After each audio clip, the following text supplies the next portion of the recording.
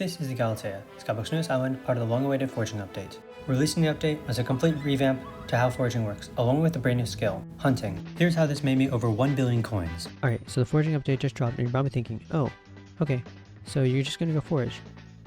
Wrong. Basically what I'm gonna do is there's these brand new feathers called Ananke feathers, and nobody knows the price of them. So I'm gonna buy as many as possible and use them on the RNG meter and sell the RNG because for some reason you can make a ton of money off this, and I don't know why anyone wasn't thinking of this. And a ton of money I made. I ended up buying almost 100 feathers and using them on a handle and a Devon's alloy. And off both of these I ended up netting over 400 million coins without even foraging. Alright, so now that that nonsense is over, let's go to the island. Alright, so we're here in the Galatea and they have done a lot in this update. So first of all, most important is there's a new skill. It's called hunting, and it involves the attributes because they actually reworked all of the attributes. So we're going to go ahead and start to figure out all of that stuff. There's also a few completely new stats like sweep and pressure resistance, and there's also respiration, which we're gonna go find out what all that is. After completing the questline, I now had a pretty good idea of what I was doing. Okay, so there's this whole new system called pressure resistance, and if I talk to Nemo, he says he'll give me a respiration 4 book and a bunch of snorkeling gears. So I think let's just go and buy it all and let's just figure it out. And with my newly equipped armor set, I was ready to figure out what was all underwater. So it seems like in the water by this big old tree, there's these sea pickles, and they're called sea loomies. There's also a bunch of these fish, and we need to figure out how to catch these because they don't take damage. If you look, try and hit them and it just doesn't take damage. Same thing with these dolphins. I ended up grinding a lot of these sea loomies because they changed the recipe of diver's armor, and now you needed 8 enchanted sea loomies and 32 of these gill membranes, which I still had no clue how to get. Alright, so I ended up grinding a lot of the sea loomies for diver's armor. And if you look at our collection, it's looking pretty nice. It's almost at 15k. But now I need to figure out how to get these gill membranes, and I bet they're part of hunting. Alright, I was just running around the island and I just found this NPC named Alan, and it looks like he wants to sell us these hunt axes. So I think we're gonna pick up the sharpened version and just see where it can take us. I also ended up picking up a small pocket black hole from Albert. And with my new gear, I was ready to find out what all there was to hunting. Alright, so this hunt axe, it looks like if I press right click, you can store a weapon in here. So I'm going to put my Daedalus blade because they changed them to blades instead of axes. And then this black hole, when an enemy is at 10% or less HP, it sucks them in and then it converts them to a shard. And after running around the island for a little bit, I ended up stumbling upon this. Alright, so I just found this area. It's some lava area, and it looks like there's these strider surfers, and it seems like they do take damage. Maybe we can hunt them, so let me place my black hole, and maybe if I hit him enough times, he'll get sucked into it. So let's see if this works. Oh, okay. I sucked him in, and what are we gonna get? Okay, we got a strider surfer shard, and oh, Jill membrane. This is exactly what we needed to craft diver's armor. And after realizing this is what I needed to craft diver's armor, I ended up farming strider surfers for about an hour until I got myself full divers. Alright, so we're back after farming sea loomies and Jill membranes, and I ended up getting myself almost full diver's armor. If we look, it's 3/4, and then we still have our snorkeling vest. But this thing crafts more than diver's armor apparently, so let's check it out. Oh, what was that? Abyssal armor? Oh, is that 15 pressure resistance and then 20? Okay, so it looks like diver's armor has an upgrade. We're gonna have to work towards getting that.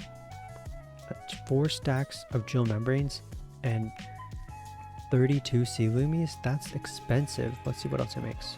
Okay, so it looks like that this just makes diver's armor and then the upgrade, which is abyssal armor. Okay, let's work towards trying to get more abyssal armor.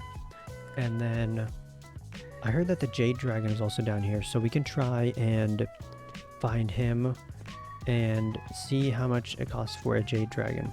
And after farming sea loomies for another hour and a half, I managed to get myself an abyssal chestplate And an extra 80 million coins in the process. Alright, so I've explored some of these tunnels down here, and it looks like the Jade Dragon is apparently down here, so let's just go for it. I've died a few times coming down here, so it's a bit risky. does deal a lot of damage, but hopefully we can make it. Just gotta keep weaving. And oh my gosh, that was so close. So you need 500 million coins, shiniest, 100 fig stone, and 100 main core. That is expensive. And after some intensive research, I figured out you need 2 things for a shiniest. The first thing, which was the easiest, was 20 Starland prizes, a 1 in 5 drop from each Agatha contest when getting legendary. The second thing was Agatha milestone 5, which in order to acquire this, you needed over 120 legendary contests, which was over 40 hours of playing. So it looked like the Jade Dragon was off the table for now. We could come back to it another day. And after acquiring a new set from Amari, I thought I'd try my luck at an Agatha contest. But it didn't go how I hoped. Okay, so the contest just ended and we ended up getting common. I mean, really, the bright side is I ended up getting a lot of these first impression books, sweet boosters, and foraging wisdom boosters. And I ended up putting that on my axe and armor. And hopefully now we can stand a better chance in the next contest. And boy, did I. Because on my second contest ever, I ended up getting legendary. So now with the contest under my belt, I went ham, grinding all the way to Agatha milestone 4. making an extra 100 million coins in the process. Alright, so I feel pretty confident about these Agatha contests, and so now I want to learn more about hunting. So here we talked to David H, and he'll teach us all the mobs that we can hunt with our black hole. And then there's these fish nets. And then there's also this lasso, and I ended up buying a toolkit and putting all my stuff in here. So now we got a hunt axe and we got lasso and everything. And yeah, so let's just go crazy. Alright, so after exploring the island more and more, I ended up finding a panda sanctuary next to Dax. And if we just go ahead and head over here, there's this panda sanctuary, and there we go, there's one right here. And if we feed him bamboo, he'll grow up more and more. And then eventually he passes out is what it says, and he basically just explodes when he gets super fat. And he gives these bamboo leaf shards. So now if I go to my hunting box, it seems like it gives 3 sweep on throws, which is pretty good. So we could also turn it into an item. And oh, so one of them goes for 250k. I think I know what I'll be doing for a little bit. And I farmed so many pandas that I ended up with over 5 stacks of bamboo leaves. Alright, so I was mid-contest and I just found out that these panda shards are actually seasonal. So the bamboo leaf ones come from the black pandas, which are in spring and summer. And these ones on AH that are the mochi bears drop from the brown pandas, which are only in season in fall and winter.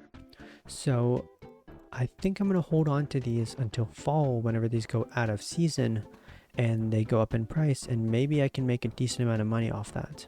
Alright, so I spent the past day about probably 4-ish hours feeding all these pandas, and I've ended up with almost 13 full stacks of bamboo leaf shards. And I plan on holding on to these for a little bit because currently it is late summer, meaning autumn is soon. And after some intensive calculations, I figured that fusing these shards into Pandaria shards would net me the most amount of money. Selling all 300 of these shards ended up making me over 300 million coins. So I've been absolutely grinding out these contests, and it looks like we have an extra 5 legendary contests to claim. I did about 4 more before this and I forgot to record, so rip, unless I did. So I'm just gonna bulk claim them. And oh, I just leveled up. It's pretty cool. But we have a ton of tickets. This might almost be like 10 million tickets. Yeah, 10 mil. And then if we go to my hunting box, I dropped 3 chameleon shards, which is incredible. So that's an extra 8 mil. So the last Agatha contest that I'm doing tonight just wrapped up. I have been grinding these out. I went from like 300 XP to 1000 now, which is insane. We should have enough to get to 1 billion coins now. Wow, that is a lot of fig stone. If I insta sell, boom, 1 billion coins. So along with the 1 billion raw coins that I made, I also ended up getting a level 100 epic frog pit, which is worth around 25 million coins. I also ended up farming 3 force diver and abyssal armor, which was an extra 40 million coins. And I've dumped about 10-12 million coins into my tree cap. So all in total, if you include the money that I dumped back into my setup, I netted over 1.1 billion coins. I spent an absolute ton of time on this video, and I think the least you could do is at least subscribe and hit that like button, and comment if you like these style of videos.